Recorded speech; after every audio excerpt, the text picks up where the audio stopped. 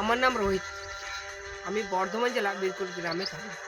হুম, আমার একটা YouTube channel আছে রোহিত ব্লগার বলে। হুম, হুম, তোমরা যদি লিঙ্কটা চাও তাহলে আমি কমেন্টে পিন করে দেবো। আর একটা আমি প্রেমের গল্প বলবো।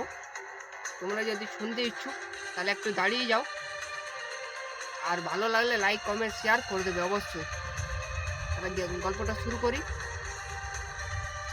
জীবনটাও ভালোই যাচ্ছিল। তারপর একদিন ফ্রেন্ড রিকোয়েস্ট হলো একটা। ফ্রেন্ড রিকোয়েস্টটা ইগনোর করলাম। তারপর একদিন মেসেজ এলো।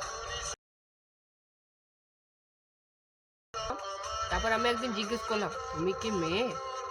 ও বললো, হ্যাঁ আমি মেয়ে। তারপর কথা হতে শুরু করলো। অনেকদিন কথা হয়ে গেল। তারপর কথা বলতে বলতে একদিন ও হঠাৎ করে কল দিয়ে দিল। তারপর কথা বলতে শুরু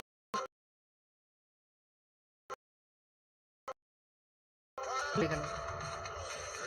তারপর যখন কল দিত তখন একটা আমার মনে অনুভূতি হতো।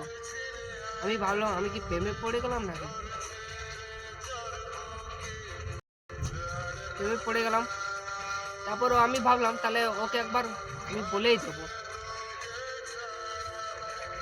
তারপর একদিন ভাবলাম থেকে ওকে আমি বলেই দেবো। ওকে একদিন প্রেমের প্রস্তাব দিলাম। আমার তো খুব ভালো লাগে, কিন্তু ও কি আমাকে পছন্দ করে না করে সেটা তো আমি জানি না। যাই হোক, আমার প্রফেসরটা রিকোয়েস্ট রিজেক্ট করে দিল। ও কোনো ব্যাপার নেই, আমি যেমন আছি তেমনি খুশি আছি। কেউ আমার হলো কি না হলো আমার কিছু যায় আসে না।